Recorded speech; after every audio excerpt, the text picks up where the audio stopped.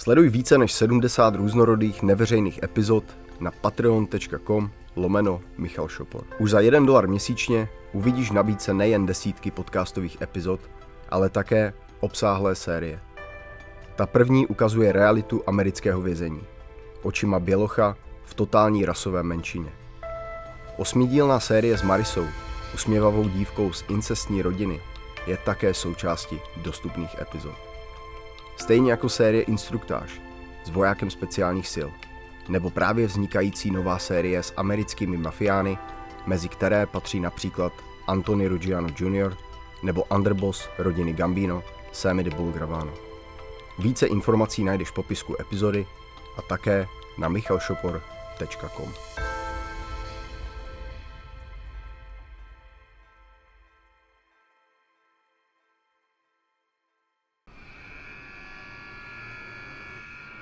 All y'all gotta tighten up. When y'all get in here, all y'all gotta line it up. Ha, ha, ha.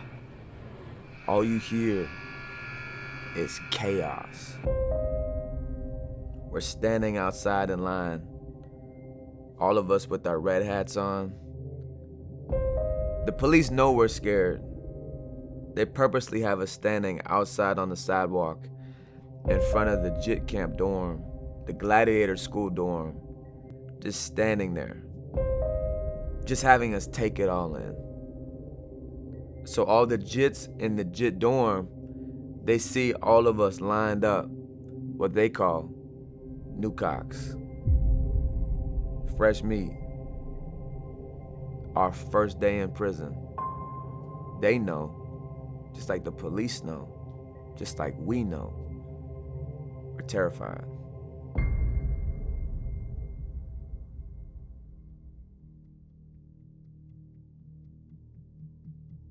Of course, we're trying not to show it.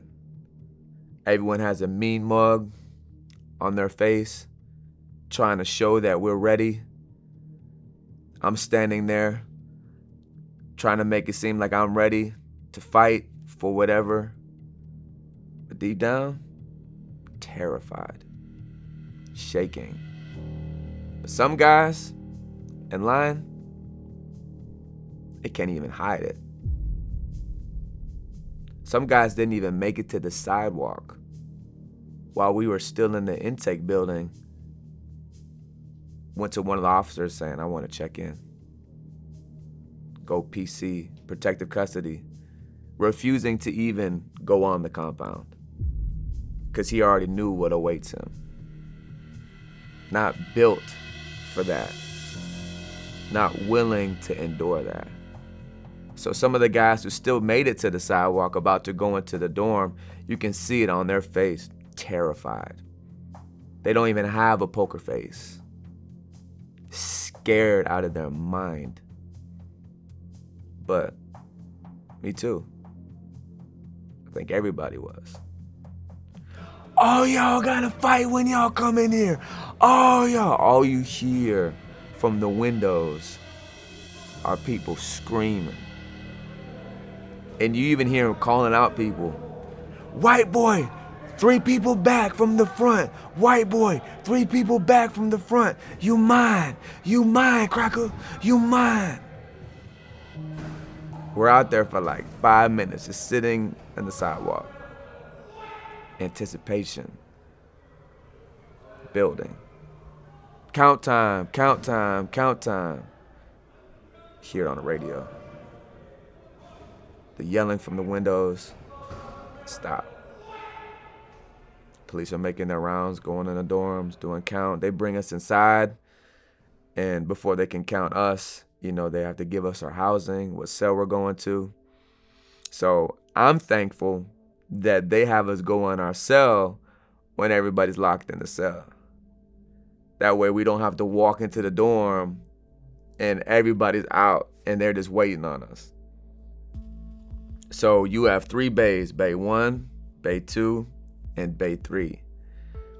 Each bay for the JIT dorm is supposed to be based upon age. Bay 1 is like 18 to 20. Bay 2 is 20 to 23, and then Bay 3 is 23 to 25. And also too, Bay 3 is supposed to be for the inmates who have already been in prison.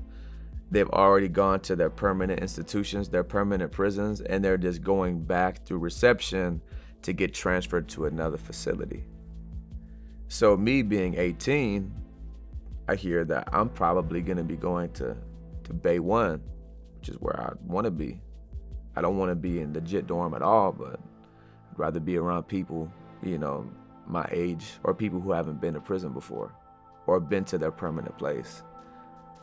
Where do they put me? Bay 3. With the people who've already been to their prisons. People who've already gone to their permanent camps, the oldest of all the JITs. So I'm like, this is my luck. This is my luck. While I'm walking into the dorm, quiet. Wild, Wild West. And all you see is faces on every single window, trying to see who the new people are coming in. I think it was about me and 4 other people going into Bay 3. So you just see everybody on the window looking at us all, sizing us all up. Everybody's on the glass, looking, seeing who we are. Ready to TOH. TOH means test of heart. First day at any prison, at any new place in the JIT side, TOH. See where you at. See what you made of. Gotta get in the grid. Gotta fight. Mandatory. They open my door. I walk in. Sally looks at me. I look at him.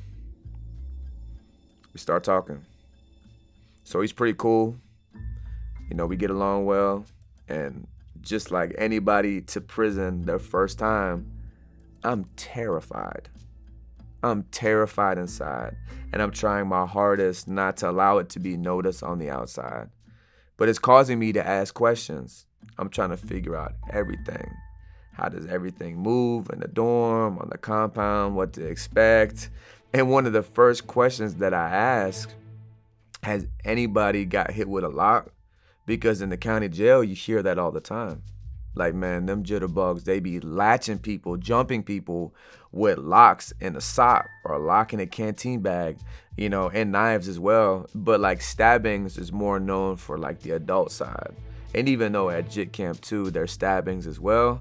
But for the most part, it's more like violence of gangs jumping people and people being jumped, you know, with their fists, but also too like locks and socks, or even people getting hit with lockers or broomsticks, or you hear crazy stories all the time about, you know, kids being held down and them shoving toothbrushes or broomsticks up their butt, you know what I mean, doing a whole bunch of torture things, or if they get X'd out of their gangs, being held down and burning the gang tattoo off their flesh to X them out.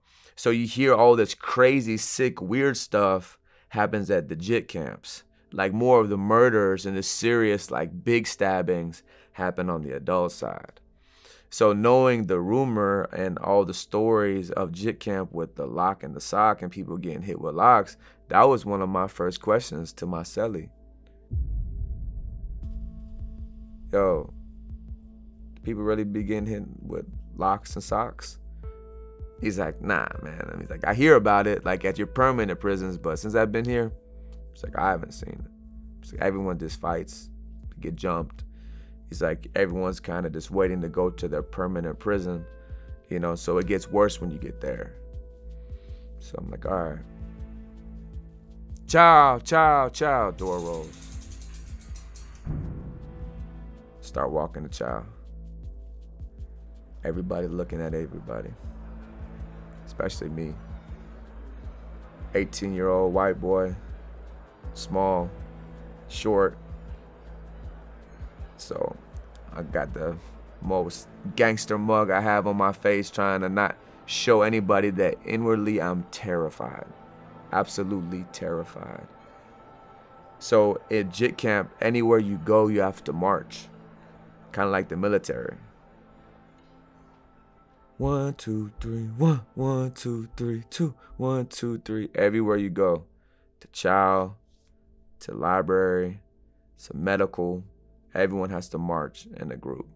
It's part of the Department of Corrections trying to teach discipline, but in all actuality, it's kind of like humiliating, and all the PT, the personal training, all the exercises that make you do, treat us terribly as part of being on the JIT side.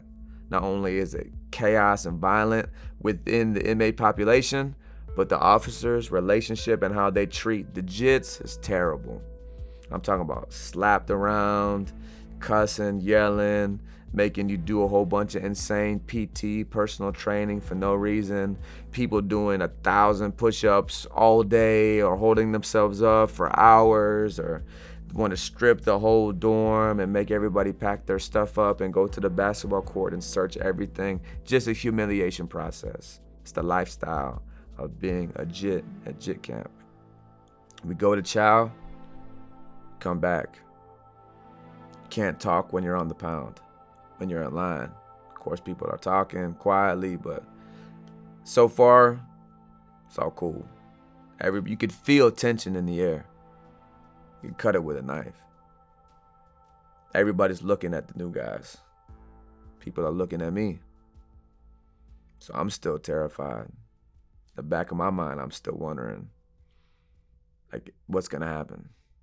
I remember even sitting down, eating my tray, people looking at me. So I'm trying to match the energy and look back. We go back to the JIT dorm, back in the Bay 3. Now, all the doors are open.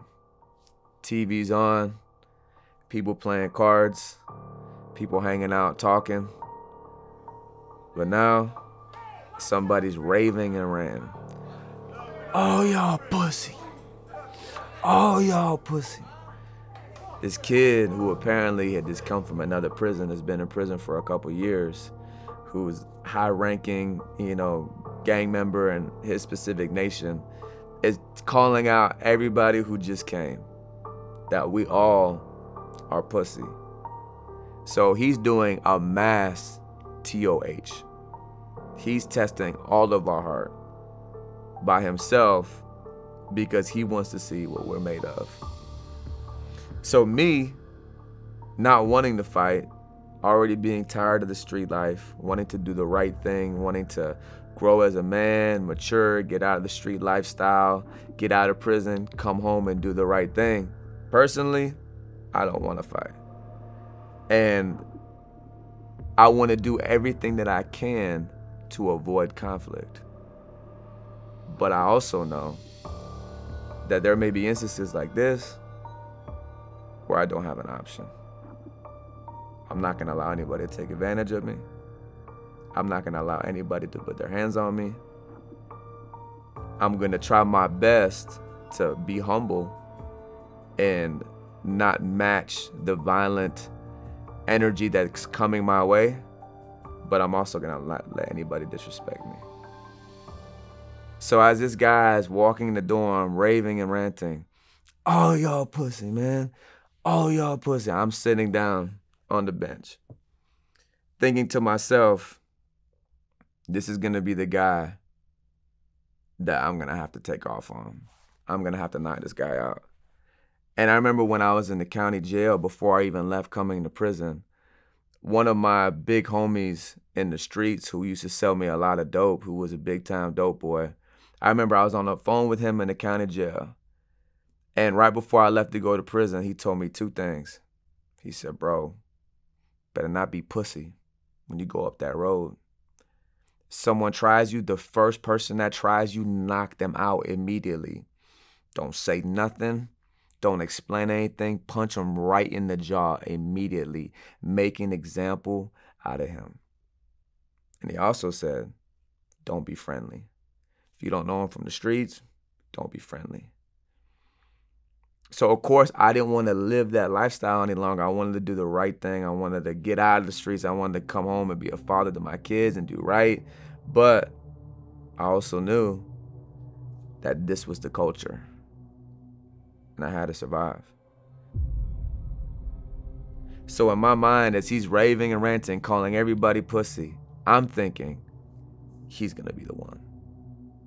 He's gonna be the guy that I'm gonna have to take off on and punch him dead in the jaw. I'm gonna have to set an example out of this guy. So time goes on, nobody responds to his call out because he's not directly addressing anybody. He's not directly addressing me, he's not directly addressing anybody, he's just saying it loudly about all the new people. And we weren't the only new people who came in that day, there's people who came in before us. But I'm thinking still, he's gonna be the one that tries me. So he goes and he sits down, and I'm sitting on the bench, and all of a sudden someone approaches me. I'm sitting on the outside of the bench and someone stands right over me. Someone who's smaller like me, because that guy was twice my size. So someone comes up, stands over me, says, "Hey, Jit, tighten up." I don't know what tighten up means. I don't even know what he meant by that. So I said, "What?" He said, "Jit." I said, "Slide." I don't know what he meant by slide. Tighten up and slide means fight. It's prison terminology, but I didn't know it at the time. I'm like, slide? I thought he meant like slide over so he could sit down. So I slide over. He's like, "Nah, Jit, fight." I'm like, "Who?" He's like, "You and me." I look away. I get up and bam, punch him right in the jaw. Turns out the guy who was raving and ranting in the dorm, he sent him, because they're in the same gang, to come test me, TOH me. So immediately, I was already in my mind, even though I was terrified and scared, I was already preparing myself mentally that something's gonna happen. And I already made the decision before I even got to prison, even though I didn't want to, that the first person that disrespects me, I'm gonna try to set the tone to let everybody know that I'm not the one to try. So when he said, "Hey, fight, you and me," take off on him. Bah! Hit him right in the jaw. Bah! In front of everybody. Dropped him. So now I'm up. Now I'm raving and ranting. "Who wants to fight? I ain't the one. I ain't the one. Now I'm up talking trash. Now I'm being the tough guy. So while he gets up, everybody's yelling at me, calling me like I'm crashing out. I don't know that in prison that fighting openly like isn't cool. That's like a crash out move. You're supposed to fight in the cell away from the police so that way you don't get caught. That way you don't go to confinement. I didn't know that. I'm just trying to take off on the first guy who disrespects me. So while they pull the guy up, they pull him to the side. I didn't realize that they gave him a lock and a sock because people are trying to pull up on me telling me to chill. And I'm like, "Nah, bro, like he's gonna keep fighting, come on." So while he comes back up, they let him go. We square off, and all of a sudden, out of nowhere, he pulls a lock and a sock out from behind the back of his shorts. Bam! Flings it up. I move, swings it down again. I move out the way, it hits my wrist. Bam! But it also hit my head at the same time. Boom. I fall back, hit him again, dropped him. I'm over top of him, hitting him. Bam, bam, bam, bam. They pull us off. Police rush in, immediately put us in cuffs. Take us out the dorm. I'm in cuffs. Police grab me, throw me against the wall. "Get on your knees, get on your knees," telling him the same thing. And because I was the aggressor, when they came in, they're being more aggressive with me. So while I'm on my knees, slam my head against the wall, boom, telling us to shut up. First day in prison. Not even an hour on the pound. I get in my first fight. I get hit with a lock. Welcome to Jit Camp.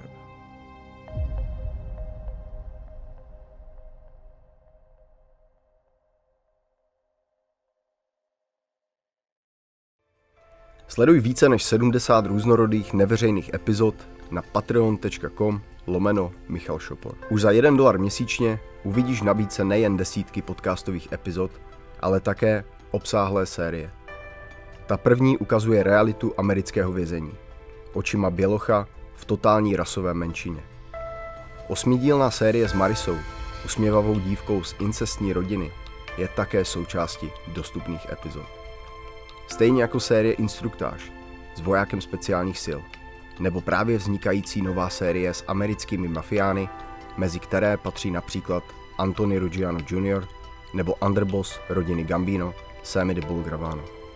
Více informací najdeš v popisku epizody a také na michalshopor.com.